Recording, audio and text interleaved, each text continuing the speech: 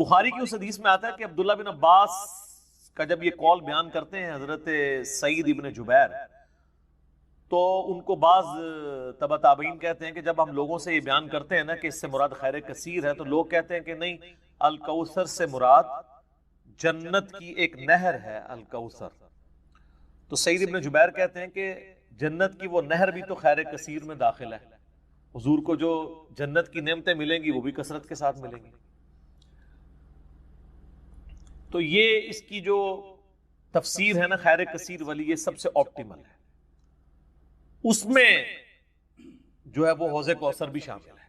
جو صحیح مسلم میں حدیث ہے کہ نبی صلی اللہ علیہ وآلہ وسلم صحابہ میں بیٹھے تھے تو آپ کو اچانک ایک اونگ آئی، تھوڑی دیر بعد جب آپ کی آنکھ کھلی تو آپ مسکرا رہے تھے، اور پھر آپ نے کہا کہ ابھی ابھی اللہ تعالیٰ نے مجھ پہ یہ آیات نازل کی ہیں، بسم اللہ الرحمن الرحیم، یعنی آپ الاسلام نے بسم اللہ سے اسے سٹارٹ کیا، انا اعطیناک الکوثر فصل لربک وانحر ان شانئک هو الابتر۔ اور پھر آپ نے فرمایا کہ جانتے ہو یہ الکوثر کیا ہے؟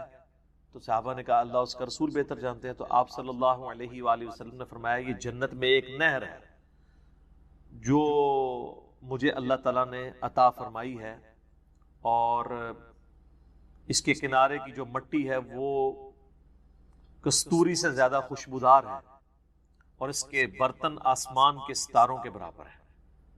اور صحیح بخاری میں آتا ہے کہ شب معراج جب نبی علیہ السلام جنت میں سیر کر رہے تھے تو وہاں آپ کو ایک نہر دکھائی گئی، اور جبرائیل علیہ السلام نے کہا کہ یہ وہ الکوثر ہے جو آپ کو اللہ تعالیٰ نے عطا کی ہے۔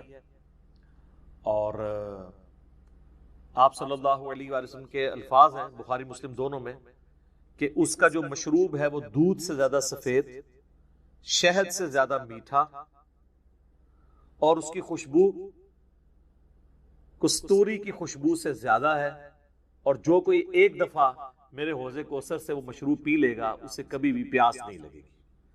جنت میں جو انسان کھائے پیے گا نا وہ بھوک کی وجہ سے نہیں، ذہن میں رکھیے گا، بھوک ایک عیب ہے، پیشاب ایک عیب ہے، نیند ایک عیب ہے، اسی لیے یہ تینوں چیزیں جنت میں نہیں ہیں۔ جنت میں انسان کھائیں گے لذت لینے کے لیے، پیشاب نہیں ہوگا، بخاری مسلم میں الفاظ ہیں خوشبودار ڈکار آئے گی، سارا کھانا ہضم۔ تو جنت چونکہ نعمتوں کا نام ہے، کوئی کمزوری نہیں، وہاں پہ نیند بھی نہیں ہے۔ یہاں پہ تو ہم نیند کیوں یوز کرتے ہیں؟ تاکہ ہم نیکسٹ 24 گھنٹے میں پرفارم کر سکیں، یہ بلکہ بیٹری چارج ہوتی ہے۔ وہ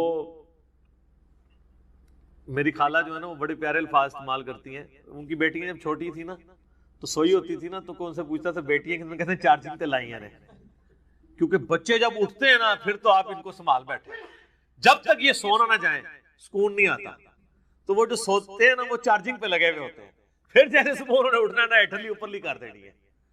تو قیامت میں جنت والے دن آپ کو جنت میں چارجنگ کی ضرورت نہیں ہے، بلکہ نیند وہاں پہ ضرورت ہی نہیں، اللہ تعالیٰ نے ویسے ہی انسان کو اتنی انرجی دی ہوئی ہوگی۔ تو لہٰذا آپ علیہ السلام کا جو فرمان ہے نا کہ جو ایک بار پیے گا وہ کبھی پیاسا نہیں ہوگا، تو کسی کے ذہن میں خیال آ سکتا ہے کہ پیاسا نہیں ہوگا تو پھر پانی کی لذت کیا؟ وہ اللہ تعالیٰ نے جنت کی نعمتوں میں لذت ہی اتنی رکھی ہے کہ انسان لذت کی وجہ سے اس کو استعمال کرے گا۔ اور پھر انہی احادیث میں بخاری و مسلم کے موجود ہے کہ میرے حوض کوثر پہ پھر ایسے لوگ بھی لائے جائیں گے جن میں پہچانتا ہوں گا، اور جب میں انہیں مشروب پلانے لگوں گا تو میرے ان کے درمیان ایک آڑ قائم کر دی جائے گی، تو میں کہوں گا یہ تو میرے صحابہ ہیں، اصحابی اصحابی، امتی والی روایتیں بھی ہیں بخاری مسلم میں، اصحابی والی بھی ہیں۔ تو مجھے بتایا جائے گا کہ یا رسول اللہ آپ کو نہیں پتا آپ کے بعد انہوں نے دین میں بدعتیں جاری کر دی تھی اور الٹے قدم پھر گئے تھے، تو آپ صلی اللہ علیہ وآلہ وسلم فرماتے ہیں کہ پھر میں کہوں گا سحقا سحقا لمن غیر بعدی، ان پہ پھٹکار ہو، ان کو مجھ سے دور کر دو جنہوں نے میرے بعد میرے دین کو بدل دیا۔ یہ حدیث بخاری اور مسلم دونوں میں ہے، اور حوض کوثر والے چیپٹر میں امام مسلم اسے لے کے آئے ہیں، بخاری میں موجود ہے۔ اس حدیث پہ کامنٹس ہیں عبداللہ ابن ابی ملیکہ تابعی کے، وہ جب بھی حدیث بیان کیا کرتے تھے تو وہ کہا کرتے تھے اے اللہ ہم تجھ سے یہ دعا کرتے ہیں کہ تیرے نبی کی وفات کے بعد ان کے دل سے الٹے قدم نہ پھریں، آمین ثم آمین۔ تو اللہ تعالیٰ ہمیں حوض کوثر پہ آپ صلی اللہ علیہ وآلہ وسلم کے مبارک ہاتھوں سے مشروب نصیب فرمائے۔ یہ دعا انسان کو اپنے لیے کرنی چاہیے، ظاہر ہے کہ وہ اہل جنت ہوں گے۔ اور بخاری مسلم میں کہ اس کے جو برتن ہیں نا، وہ برتن ہی آسمان کے ستاروں کے برابر اس کی تعداد ہے۔ پورا ایک نقشہ کھینچا گیا۔ آپ مشکات کی 30 جلد میں حوض کوثر اور شفاعت والا چیپٹر نکالیں تو آپ کو وہ ساری احادیث مل جائیں گی۔ ترمذی اور ابن ماجہ میں ایک وہ حدیث بھی بڑی مشہور ہے جو حضرت انس بن مالک کہتے ہیں کہ یا رسول اللہ کیا آپ میری شفاعت کریں گے؟ تو آپ فرمایا میں کروں گا۔ تو یا رسول اللہ قیامت والے دن میں آپ کو کہاں تلاش کروں؟ تو آپ علیہ السلام فرمایا میزان عمل پہ آ جانا، جہاں میرے امتیوں کے نام مال تل رہے ہوں گے۔ یا رسول اللہ وہاں نہ پاؤں؟ تو فرمایا حوض کوثر پہ آ جانا۔ عرض کی وہاں پہ بھی نہ پاؤں؟ تو فرمایا پھر پل صراط پہ آ جانا۔ کہا وہاں پہ بھی نہ پاؤں؟ تو آپ فرمایا میں ان 3 جگہوں کے سوا کہیں اور نہیں ہوں گا، یا میں حوض کوثر پہ ہوں گا اپنے پیاسی امتیوں کو مشروب پلا رہا ہوں گا، یا پھر میزان عمل پہ ہوں گا شفاعت کے لیے، یا پھر میں پل صراط پہ ہوں گا اپنے امتیوں کے لیے سلامتی کی دعا کرنے کے لیے۔ تو یہ 3 جگہیں ہیں جہاں پہ آپ صلی اللہ علیہ وآلہ وسلم کو قیامت والے دن تلاش کیا جا سکتا ہے انشاءاللہ تعالی۔ تو یہ حوض کوثر میں وہ خیر کثیر جو ہر طرح کی آپ کو عطا کی گئی وہ بھی شامل ہے، اور اسپیسیفکلی حوض کوثر جو ہے وہ بھی، حتیٰ کہ جو بخاری اور مسلم میں حدیث ہے، آپ نے اپنی وفات سے 1 مہینے پہلے خطبہ دیا تھا غزوہ احد کے شہداء پر، جو آپ نے نماز جنازہ دوبارہ پڑھی تھی 8 سال بعد۔ اس میں الفاظ ہیں، آپ نے فرمایا کہ میرا ممبر جو ہے وہ حوض کوثر پہ لگا ہوا ہے۔ یہ والے جو الفاظ ہیں یہ دوسری حدیث میں، کیونکہ وہاں پہ ممبر نہیں تھا، یہ الفاظ ہیں بخاری اور مسلم کی وہ حدیث کہ میرے گھر سے میرے ممبر سے میرے گھر تک جنت کے ٹکڑوں میں سے ایک ٹکڑا ہے ریاض الجنہ، اس میں الفاظ ہیں اور میرا ممبر جو ہے وہ حوض کوثر پہ لگا ہوا ہے۔ یعنی آپ علیہ السلام وہ دیکھ رہے تھے حوض کوثر کا منظر، ٹائم میں گزار کے آپ کو دکھایا گیا۔ وہ جو بخاری مسلم کی وہ والی حدیث ہے عقبہ بن عامر والی، جو شہداء احد پہ آپ نے 8 سال بعد جنازہ پڑھا اپنی وفات سے 1 مہینہ پہلے، اور عقبہ ابن عامر کے الفاظ ہیں یہ آخری دفعہ میں نے رسول اللہ کو ممبر پہ دیکھا ہے، اس کے بعد میں نے آپ کو نہیں دیکھا۔ تو اس میں الفاظ ہیں، آپ نے فرمایا کہ میں اپنے حوض کوثر کو اس وقت بھی دیکھ رہا ہوں، اور دیکھنا میرے بعد جو ہے وہ مجھے تم سے یہ خطرہ نہیں کہ تم شرک میں مبتلا ہو جاؤ گے، بلکہ مجھے خطرہ ہے کہ تم دنیا کے مال میں پڑ جاؤ گے اور پھر اس کی لالچ میں ایک دوسرے کو قتل کرو گے اور تم بھی تباہ و برباد ہو جاؤ گے جس طرح اگلی قومیں تباہ و برباد ہوگی۔ تو اس میں بھی حوض کوثر کے الفاظ موجود ہیں۔ اور پھر میرے ایک کربلا والے ریسرچ پیپر میں بھی آپ کو پتہ ہے ایک حدیث ہے جو میں نے حوض کوثر کا ذکر اس حدیث کے اندر بھی موجود ہے، جب وہ سنن ابی داؤد کی ایک حدیث ہے نا، وہ عبید اللہ ابن زیاد کے پاس ایک وہ آتا ہے، ہاں یہ ابو داؤد کے اندر 4749 ہے۔ ابو طالو تابعی کہتے ہیں کہ میں ابو برزہ کو میں نے دیکھا کہ وہ گورنر یزید عبید اللہ ابن زیاد کے پاس آئے جبکہ وہ دسترخوان پر تھا، تو اس نے ابو برزہ کو آتے ہوئے دیکھا اور کہا کہ یہ تمہارا ٹھگنا محمدی ہے۔ استغفر اللہ، ان کا قد چھوٹا تھا تو ان کا اے گینڈا محمدی، یعنی محمدی اس نے اس لیے کہا کہ وہ حضور کا صحابی تھا۔ تو یہ کتنی سخت توہین کی عبید اللہ ابن زیاد نے۔ یہ وہی خبیث ہے جس کے بارے میں بخاری میں 3748 نمبر حدیث ہے، جس میں امام بخاری نے حسین کے ساتھ علیہ السلام لکھا ہے کہ یہ حضرت حسین کے حسن میں کلام کرنے لگا تو انس بن مالک نے کہا کہ رسول اللہ کے سب سے زیادہ مشابہت رکھنے والے حسین تھے۔ یہ وہی عبید اللہ ابن زیاد ہے۔ تو یہ صحابہ کے گستاخ ہیں، آل امیہ ہیں، یہ بنو امیہ کے خدمت گار۔ تو اب آپ دیکھیں جب اس نے یہ بات کی نا تو حضرت ابو برزہ اس کی طنزیہ بات کو سمجھ گیا۔ آپ نے فرمایا مجھے گمان نہیں تھا کہ میں ایسے لوگوں کے دور حکومت تک زندہ رہوں گا جو مجھے رسول اللہ کی صحبت پر آر دلائیں گے، کہ میری زندگی میں یہ وقت بھی آنا ہے کہ رسول اللہ کی وجہ سے ہمیں پوری دنیا پہ غلبہ ملا، اور اس غلبے کی حکومت کو جو لوگ انجوائے کر رہے ہیں عرب کے بدو، یہ رسول اللہ سے میری نسبت میں مجھے آر دلائیں گے۔ کہ مجھے کہہ رہے ہیں کہ ٹھگنا محمدی، یعنی پنجابی سے کہتے ہیں گینڈا محمدی، نعوذ باللہ. تو اب اس نے فوراً پینترا بدلا، وہ کہنے لگا کہ محمد صلی اللہ علیہ وسلم کی صحابیت تمہارے لیے باعث زینت ہے، آر کا سبب نہیں. پھر کہنے لگا کہ میں نے تمہیں اس لیے بلوایا ہے کہ تم سے حوض کوثر کے بارے میں پوچھوں، کیا تم نے رسول اللہ سے اس کے بارے میں کچھ سنا ہے؟ تو ابو برزہ نے فرمایا ہاں، نہ ایک بار، نہ 2 بار، نہ 3 بار، نہ 4 بار، نہ 5 بار، میں نے کئی مرتبہ رسول اللہ صلی اللہ علیہ وآلہ وسلم سے حوض کوثر کے بارے میں سنا، اور جو حوض کوثر کو نہ مانے اللہ تعالیٰ اسے اس کا پینا نصیب ہی نہ فرمائے. اور پھر سیدنا ابو طالوت کہتے ہیں کہ سیدنا ابو برزہ رضی اللہ تعالیٰ عنہ غصے کی حالت میں وہاں سے تشریف لے گئے. انہوں نے بدعا دی کہ جو حضور کے حوض کوثر کو نہیں مانتا اللہ تعالیٰ اس کو حوض کوثر نصیب ہی نہ کرے. تو حوض کوثر جو ہے ایک ریالٹی ہے، اور قیامت والے دن کی چند بڑی ایکٹیویٹیز جو انسان کے لیے تسکین کا باعث ہیں، ان میں سے ایک عرش کا سایہ، اسی طریقے سے یہ حوض کوثر بھی ہے. اس گرمی کے اندر اللہ تعالیٰ کی نعمتوں میں سے بڑی نعمت ہے، ہم سب کو نصیب فرمائے، آمین ثم آمین. ٹھیک ہو گئی؟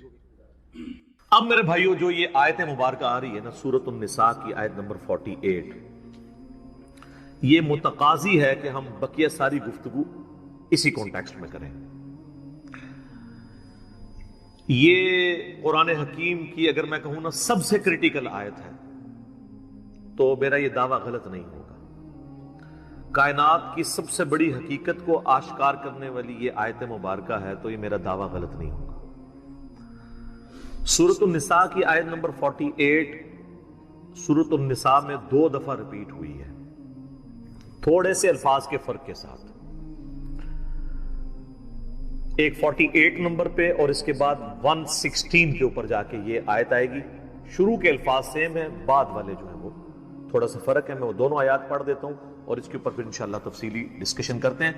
پہلے اس آیت مبارکہ کو ہم پڑھ لیں. ان اللہ لا یغفر ان یشرک بہ، بے شک اللہ اس گناہ کو تو کبھی معاف نہیں کرے گا کہ کوئی شخص اس حال میں اللہ کے حضور قیامت کے دن پیش ہوا کہ وہ دنیا میں شرک کرتا ہوا. دنیا میں معاف کر دے گا اگر کسی نے معافی مان لی، یہ آخرت کی بات ہو رہی ہے. وَيَغْفِرُ مَا دُونَ ذَلِكَ لِمَن يَشَاءُ، اس کے علاوہ جتنے بھی گناہ ہیں جس کے لیے چاہے گا معاف کر دے گا. وہ بھی اوپن لائسنس نہیں ہے، جس کے لیے چاہے گا معاف کر دے گا، لیکن امید ہے کہ وہ قابل معافی ہیں. لیکن شرک ایسا گناہ ہے جو اللہ بھی معاف نہیں کرے گا. اب کوئی کہے کہ جی اللہ کی یہ قدرت کی نفی نہیں ہو جاتی، ان اللہ علی کل شیء قدیر ہے، تو اللہ یہ کیوں کہہ رہا ہے کہ میں شرک بھی معاف نہیں کروں گا؟ اللہ تو شرک معاف کر سکتا ہے، ہم یہ جملہ بھی نہیں بولیں گے کہ کر سکتا ہے. اس لیے لا تبدیل لکلمات اللہ، جو اللہ کی وعیدیں ہیں نا وہ اللہ کے فیصلے ہیں. یہ بہت سخت معاملہ ہے، اللہ کے کلمات نہیں بدلتے. تو اللہ تعالیٰ نے یہ اپنی ڈیسٹنی میں چیز مقرر کر دی ہے کہ میں نے مشرک کو کسی صورت بھی بخشنا نہیں ہے، اس کے لیے جنت نہیں ہے. ہاں اس کے علاوہ کوئی گناہ ہے وہ جس کے لیے چاہے گا معاف کر دے گا، اور وہ بھی اوپن لائسنس نہیں ہے. اور اس میں آپ کو ایک گناہ کے حوالے سے بتا دوں، سنن نبی داؤد میں حدیث ہے، نبی صلی اللہ علیہ وآلہ وسلم نے فرمایا کہ 2 گناہ ایسے ہیں جو اللہ تعالیٰ کبھی معاف نہیں کرے گا، باقی ہر گناہ معاف کر دے گا. ایک شرک اور دوسرا کسی مؤمن کا قتل ناحق. یہ جو اس میں ایک اشارہ تھا نا کہ اس کے علاوہ ہر گناہ چاہے گا، جس کے لیے چاہے گا معاف کر دے گا، تو اس کا کیا مطلب ہے؟ جس کے لیے نہیں چاہے گا نہیں معاف کرے گا. تو اس میں بھی اشارہ موجود ہے، کوئی ایسی چیز بھی ہے کہ جو اللہ تعالیٰ جس پہ گرفت کر سکتا ہے، اور وہ ہے قتل ناحق کسی مؤمن کا. تو اب مجھے بتائیں، جنہوں نے حسین ابن علی اور ان کے ساتھیوں کو ناحق قتل کیا، وہ کس امید پہ بیٹھے ہوئے ہیں؟ اور ان کو جنت کی جھوٹی خوشخبریاں سنانے والے کس امید پہ بیٹھے ہوئے ہیں؟ سوچنے والوں کے لیے یہ چیز کافی ہے. سنن نبی داؤد کی حدیث. وَمَن يُشْرِكْ بِاللَّهِ، اور جس نے اللہ کے ساتھ شرک کیا، فَقَدِ افْتَرَىٰ إِثْمًا عَظِيمًا، تو اس نے بہت بڑا جھوٹ اللہ تعالیٰ کے اوپر باندھ دیا، بہت بڑا گناہ کا کام اس نے کیا جس نے شرک کیا۔ اچھا، سورہ نساء کی آیت نمبر 116 جب آئے گی نا، اس میں پہلے الفاظ تو یہی ہوں گے، ان اللہ لا یغفر ان یشرک بہ ویغفر ما دون ذلک لمن یشاء، لیکن اگلے الفاظ ہیں ومن یشرک باللہ فقد ضل ضلالا بعیدا، جو کوئی اللہ کے ساتھ شرک کرے وہ گمراہ ہوا اور گمراہی میں دور جا پڑا۔ اللہم لا تجعلنا منہم، اللہم من احییتہ منا فاحیہ علی الاسلام ومن توفیتہ منا فتوفہ علی الایمان، آمین۔ رضیت باللہ ربا وبالاسلام دینا وبمحمد نبیا صلی اللہ علیہ وآلہ وسلم، آمین۔ اب یہ میرے بھائیو ایسا ٹاپک ہے کہ میں اس پہ اگر کم از کم 2 گھنٹے بولوں نا تو تب میری تسلی ہوگی، لیکن میں نے چونکہ پچھلی قرآن کلاسز جو 344 لیکچرز میں مکمل ہوئی تھی، ان میں اس آیت کے اوپر آلموسٹ 1.25 گھنٹے کی ویڈیو ریکارڈ کروا دی تھی اسی آیت کے اوپر۔ مسئلہ نمبر 3 کے نام سے وہ اپلوڈڈ ہے یوٹیوب کے اوپر، دعا صرف اللہ ہی سے۔ آپ یوٹیوب پہ ویسے بھی لکھیں نا دعا صرف اللہ ہی سے اور علی مرزا، تو وہ ویڈیو کھل جائے گی۔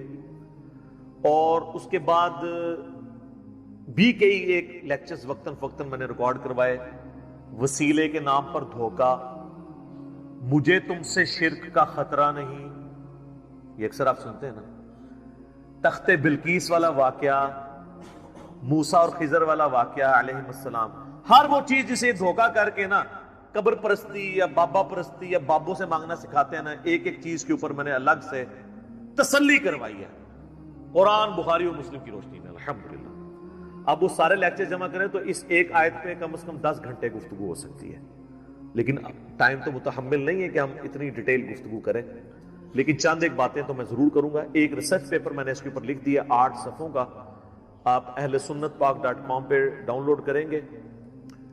دعا صرف اللہ ہی سے، میں نے اس کا نام توحید، شرک اس طرح کا نہیں رکھا کیونکہ لوگ ان ناموں سے چڑھ جاتے ہیں، میں نے وہ چیز اس کے نام پہ رکھی کہ جس کے اوپر لوگ چڑھے ہیں۔ آپ کسی بھی مسلمان سے، خواہ بریلوی ہو، دیوبندی ہو، اہل حدیث ہو، اہل تشیع ہو، جا کے پوچھیں کہ دعا کس سے کی جاتی ہے تو کیا کہے گا؟ اللہ سے۔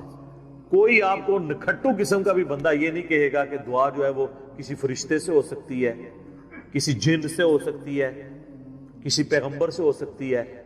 نہیں جی نہیں، نماز تے اللہ دی پڑھی دی ہے، دعا بھی اللہ کو منگی دی ہے، لیکن حالت یہ ہوگی کہ وہ دعا اللہ سے یہ مانگ رہا ہوگا۔ نماز میں تو قرآن کی وہ آیت سورۃ الفاتحہ کی 4 نمبر آیت کم از کم 17 رکعتیں جو فرض ہیں روزانہ کی، ان میں 17 دفعہ پڑھتا ہوگا ایاک نعبد و ایاک نستعین، اے اللہ عبادت بھی صرف کریں گے اور مدد بھی صرف تجھی سے مانگیں گے۔ یہ مدد کون سی؟ دعا والی، غائب میں کسی کو پکارنا۔ ایک تو ہے آپ سامنے بیٹھے ہیں، یہ تو قرآن میں حکم ہے وَتَعَاوَنُوا عَلَى الْبِرِّ وَالتَّقْوَى وَلَا تَعَاوَنُوا عَلَى الْإِثْمِ وَالْعُدْوَانِ، نیکی اور پرہیزگاری کے کاموں میں ایک دوسرے کی مدد کرو، برائی میں مت کرو، یہ تو قرآن میں حکم ہے۔ میں آپ کو کہتا ہوں مجھے پانی پلا دیں، آپ مجھے پانی پلاتے ہیں، تو یہ قرآن میں حکم ہے کہ آپ نے اسباب اختیار کرنا ہے، لیکن آپ بغداد شریف میں، اجمیر شریف میں، اور وہاں بھی قبر میں دفن ہیں، اور آپ مر چکے ہیں، آخرت کی زندگی میں زندہ ہیں، دنیا کی زندگی سے نکل چکے ہیں، اور میں آپ سے کہوں کہ پانی پلا دیں، وہی بات، وہی جملہ ایک فریم آف ریفرنس کے بدلنے سے شرک بن جائے گا، کیونکہ آپ غیر اللہ سے دعا مانگ رہے ہیں۔ ظاہری اسباب میں تو آپ کافر سے بھی مدد مانگ سکتے ہیں، صحیح بخاری میں موجود ہے، نبی علیہ السلام جب فوت ہوئے تو آپ کی ذرا بھی ایک یہودی کے پاس گروی رکھی ہوئی تھی، گندم کے عوض، اناج کے عوض، تو آپ نے یہودی سے بھی مدد لی۔ بعض لوگ کہتے ہیں جی نبی علیہ السلام نے غزوہ خیبر پر مولا علی سے مدد مانگی، بھئی مولا علی سامنے موجود تھے، وہ جتنے صاحب آپ کے ساتھ تھے وہ رسول اللہ صلی اللہ علیہ وسلم کے مددگار تھے دین کے اعتبار سے، لیکن آپ نے خیبر کے موقع پر اپنے چچا کو جو آرمی چیف تھے غزوہ بدر اور احد میں، حمزہ بن عبد المطلب، جو کہ اللہ کے شیر ہیں اور سید الشہداء ہیں، المستدرک الحاکم میں حدیث موجود ہے. آپ نے یہ تو نہیں کہا المدد یا حمزہ، امیر حمزہ میری مدد کو پہنچے، کیونکہ وہ فوت ہو چکے تھے. جو سامنے موجود تھے انہیں کو بلانا تھا. تو دو چیزوں کو ہی مکس کرتے ہیں. اچھا مجھے بتائیں بارش کون برساتا ہے؟ اللہ. ڈیوٹی کس کی ہے؟ فرشتوں کی. تو ہم کیا بارش اللہ سے مانگتے ہیں یا فرشتوں سے؟ اللہ سے. فرشتوں سے مانگیں گے تو شرک ہو جائے گا. لہذا یہ پتا چلا کہ اگر ڈیوٹیاں بھی لگی ہوئی ہوں، کہنا نا بزرگوں کی ڈیوٹیاں نے، اللہ دا کہا ڈیوٹی کسی کو نہیں پوری ہوئی. جس مزار دا کہنا نا ڈیوٹی ہے، سارے چرسی پوڈری افیمی اسی مزار تے بیٹھے ہوندے نے، اپنے مزار دے ہوتے ڈیوٹی نہیں پوری ہو رہی انہاں کو. چلے ڈیوٹی لگی ہوئی ہو پھر بھی آپ پکار نہیں کسی کو سکتے. یہ جھگڑا نہیں ہے کہ مولا علی علیہ السلام مشکل کشا ہیں یا نہیں، شیخ عبد القادر جیلانی رحمت اللہ علیہ مشکل کشا ہیں یا نہیں. یہ تو جھگڑا ہی نہیں ہے. جھگڑا یہ ہے کہ اگر یہ ہو بھی تب بھی مرنے کے بعد، اس دنیا کی زندگی سے جانے کے بعد، آپ ان سے کمیونیکیشن نہیں کر سکتے، نہ کسی فرشتے سے، نہ کسی جن سے، نہ کسی پیغمبر سے. اور اگر آپ ظاہری اسباب کی بات کرتے ہیں تو سب سے بڑا مشکل کشا ظاہری اسباب میں اس کائنات میں انسانوں کے لیے سورج. سورج ختم ہو جائے سارے انسان مر جائیں گے، چاہے کوئی بزرگ ہے یا غیر بزرگ ہے، چاہے مسلمان ہے یا کافر ہے، فارغ. سورج ختم، زمین اپنی نباتات نہیں پیدا کر سکتی فوٹو سنتھسس کے ذریعے جو کرتی ہے.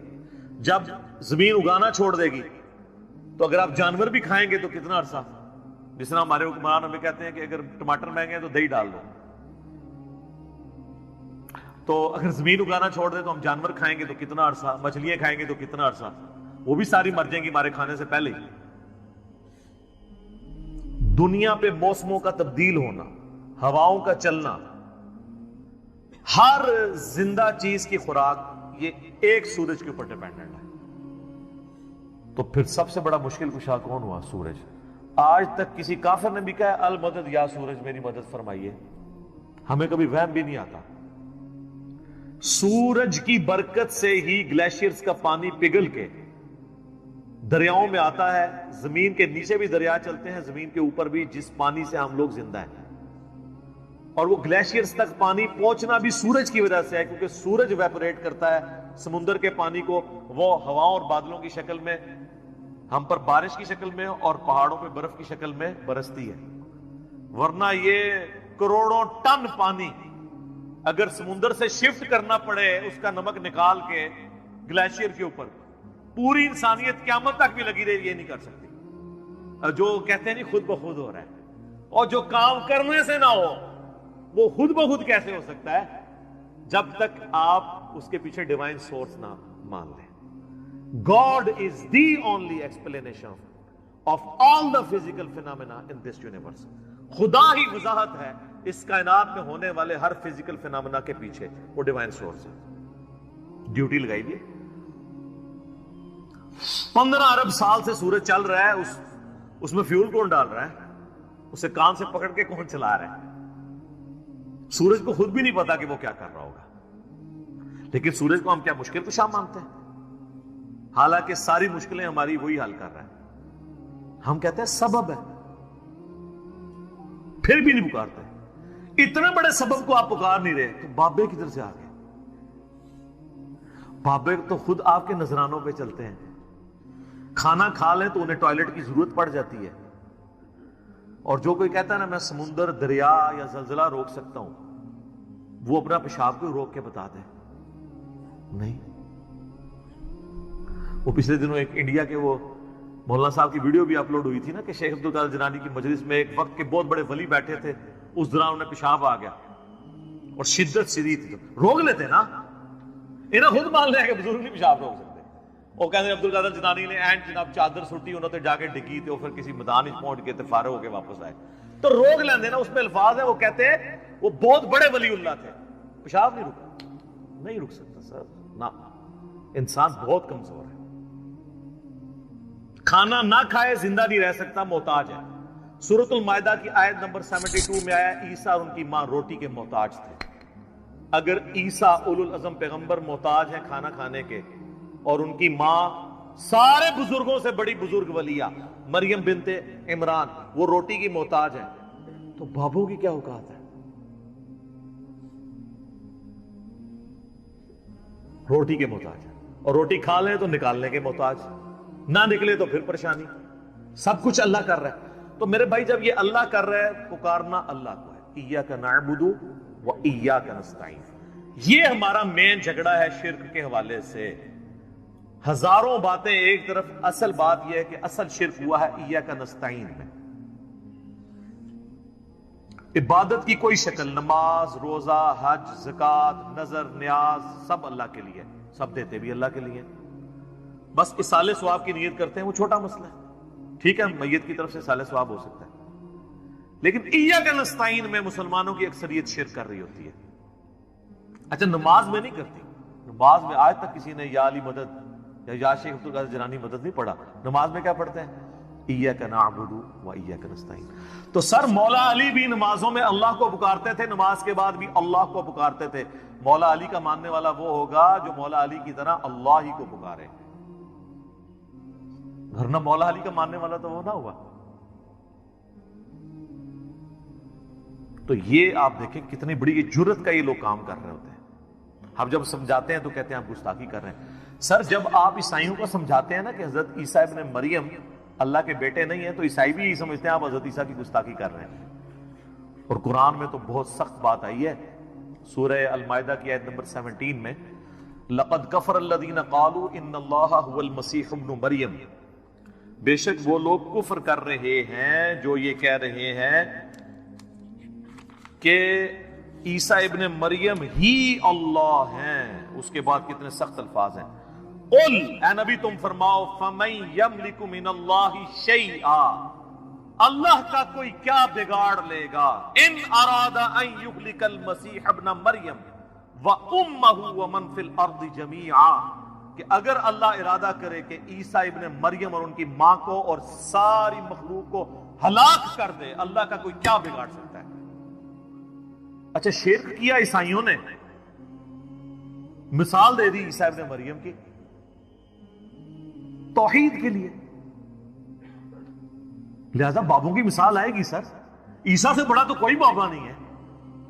وجیہا فی الدنیا والآخرہ ومن المقربین, سورہ آل عمران آیت نمبر 45. اور 5 اولو العزم پیغمبر جو سورۃ الاحزاب میں سورہ شورى میں آئے, محمد رسول اللہ, ابراہیم علیہ السلام, موسیٰ علیہ السلام, نوح علیہ السلام اور عیسیٰ علیہ السلام, ان میں سے ایک ہے عیسیٰ ابن مریم. اور اللہ فرما رہا ہے اللہ کا کوئی کیا بگاڑ لے گا اگر اللہ عیسیٰ اور اس کی ماں اور سب لوگوں کو ہلاک کر دے. وَلِلَّهِ مُلْكُ السَّمَاوَاتِ وَالْأَرْضِ, بادشاہت تو آسمان اور زمین کی اللہ کی ہے. وَمَا بَيْنَهُمَا, اور جو کچھ اس کے درمیان ہے اس کا مالک بھی اللہ ہے. يَخْلُقُ مَا يَشَاءُ, جو چاہتا ہے پیدا کرتا ہے. عیسیٰ کو بھی اس نے پیدا کیا, یہ اس کی مخلوق ہے. That's all, جس طرح اور مخلوقات ہیں. وَاللَّهُ عَلَى كُلِّ شَيْءٍ قَدِيرٌ, اور اللہ تعالیٰ ہر چیز کے اوپر قادر ہے. سر کس لیول پہ جا کے آپ کو اللہ سمجھائے, کس لیول کے اوپر جا کے؟ توحید کا معاملہ بہت سینسٹیو ہے. میں اکثر ایک جملہ بولتا ہوں, شرک is the most sensitive issue in the sight of اللہ. اللہ کے حضور شرک سے زیادہ کوئی حساس معاملہ نہیں ہے. اس لیے تو یہ آیت آئی ہے کہ اللہ نے ہر گناہ معاف کر دینا لیکن یہ معاف نہیں کرنا. لیکن سر ایک خوشخبری بھی ہے. سورۃ الفرقان کی آیت نمبر 70 میں آیا کہ اگر کوئی شرک سے دنیا کی زندگی میں توبہ کر لے, ہم اس کے گناہوں کو بھی نیکیوں سے بدل دیں گے. سبحان اللہ وبحمدہ, سبحان اللہ وبحمدہ, سبحان اللہ العظیم, عدد خلقہ ورضا نفسہ وزنۃ عرشہ ومداد کلماتہ. یعنی اللہ اس کو یہ بھی نہیں کہے گا کہ اتنا سا تو نے شرک کیا ہے, ہن پہلے اینے سال نیکیاں کر, تو ایڈا گاڑا گناہ سی, انہوں ختم کرنے ٹائم چاہیے. اللہ کہتا ہے تو توبہ کر لے, میں اس گناہ کو بھی نیکی کے برابر تول دوں گا, ایک بار میری طرف آ جا. صحیح مسلم میں حدیث ہے اور جامعہ ترمذی میں بھی, اے میرے بندے اگر تو اتنے گناہ کر لے کہ آسمان تک پہنچ جائیں اور صرف ایک دفعہ مجھ سے معافی مانگ لے, میں تیری توبہ قبول کر لوں گا. اور اے میرے بندے اگر تو زمین و آسمان گناہوں کے بھر کے قیامت والے دن میرے پاس آیا لیکن تو نے ایک گناہ نہ کیا ہوا اور وہ ہے مجھ سے کے ساتھ کسی کو شریک ٹھہرانا، تو میں اس قدر مغفرت کے ساتھ اس سے ملاقات کر لوں گا اگر تو نے شرک نہ کیا ہوا۔ بس یہ گارنٹی دے۔ ایک تو موٹا موٹا شرک ہے نا، ویسے تو خواہش نفس کو بھی شرک کہا گیا، افرائیت من اتخذ الہہ ہوا، بھلا اس شخص کو دیکھا جس نے اپنی خواہش نفس کو اپنا خدا بنا لیا۔ وہ بھی چھوٹا شرک تو ہے، فجر کے وقت اذان کی آواز سن کے مسجد میں نہ جانا اور اپنے نفس کی پیروی کرنا، یہ بھی شرک کی ایک فارم ہے۔ اسی لیے ابراہیم علیہ السلام کو سب سے بڑی جو ڈگری قرآن میں اللہ نے دی ہے نا، وہ کیا ہے؟ وما کان من المشرکین، وہ مشرک نہیں تھے۔ آپ بندہ کہتا ہے یار یہ کون سی ڈگری ہے، مشرک تو میں بھی نہیں ہوں۔ نا سر نا، ابراہیم علیہ السلام دی توحید اور تے تہاڈی میری توحید اور، وہ ہر طرح کے شرک سے آزاد ہو چکے تھے۔ سر اس سے بڑی کیا بات ہوگی؟ اللہ نے قرآن پاک میں فرمایا کہ سورۃ البقرہ میں کہ جب جب ابراہیم کو اس کے رب نے آزمایا تب تب وہ آزمائش میں پورا اترا، اور سورۃ النجم میں فرمایا ابراہیم وہ ہے جو ہم سے وفا کرنے والا ہے، اور سورہ الصافات میں آیا کہ ہم نے اسے اتنی بڑی آزمائش میں ڈالا کہ اس کے بچے کی قربانی کا اسے حکم دیا تو وہ تیار ہو گیا اس کے لیے۔ تو انہوں نے بیٹے کو بھی اللہ کے مقابلے میں کھڑے نہیں ہونے دیا، اس لیے کہا گیا وما کان من المشرکین۔ یہ کوئی چھوٹی ڈگری نہیں، بہت بڑی ڈگری ہے۔ تو شرک کا معاملہ بہت سینسٹیو ہے۔ یہ صحیح مسلم کی میں نے آپ کو حدیث بتائی، ایک اور حدیث ہے صحیح مسلم کے اندر ہی کہ نبی علیہ السلام جب شب معراج گئے تو اللہ تعالیٰ نے ان کو 3 تحفے دیے۔ نمبر 1 5 نمازیں، نمبر 2 سورۃ البقرہ کی آخری 2 آیات آمن الرسول، اور تیسرا یہ کہ میں گارنٹی دیتا ہوں کہ آپ کا جو امتی شرک نہیں کرے گا نا، میں اس کی مغفرت کر دوں گا قیامت والے دن، یعنی at the end of the day, اپنا عذاب بھگتنے کے بعد۔ یہ نبی علیہ السلام کو گارنٹی دی گئی۔ بخاری اور مسلم دونوں میں حدیث ہے، نبی علیہ السلام نے 3 دفعہ فرمایا جانتے ہو سب سے بڑا گناہ کون سا ہے؟ جانتے ہو سب سے بڑا گناہ کون سا ہے؟ جانتے ہو سب سے بڑا گناہ کون سا ہے؟ صحابہ نے کہا یا رسول اللہ، اللہ اور اس کا رسول بہتر جانتے ہیں۔ آپ فرمایا کیا میں تمہیں بتا نہ دوں؟ تمہیں بتا نہ دوں؟ بتا نہ دوں؟ کہ یا رسول اللہ بتائیں۔ فرمایا اللہ کے ساتھ شرک کرنا۔ اور ایک اور حدیث ہے بخاری اور مسلم کی، اس میں بھی یہی الفاظ ہیں، لیکن اس میں الفاظ ہیں کہ تم اللہ کے ساتھ شرک کرتے ہو حالانکہ اس نے تمہیں پیدا کیا ہے۔ پیدا کرنے والا اور پیدا ہوا برابر نہیں ہو سکتے۔ سر اللہ ہی ہے جو پیدا کرنے والا ہے، باقی سب پیدا ہوئے ہیں، تو وہ اللہ کے مقابلے میں کیسے آ سکتے ہیں؟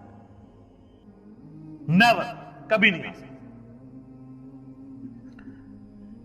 صحیح بخاری اور مسلم میں ایک اور حدیث ہے، معاذ ابن جبل کہتے ہیں کہ میں نبی علیہ السلام کے پیچھے ایک دفعہ سواری پہ گدھے پہ بیٹھا تھا، آپ کے اور میرے درمیان بس ایک پالان کی لکڑی تھی، یعنی آپ علیہ السلام نے اپنے پیچھے وہ ایک چھوٹی سی لکڑی رکھی ہوئی تھی کمر کو سپورٹ دینے کے لیے۔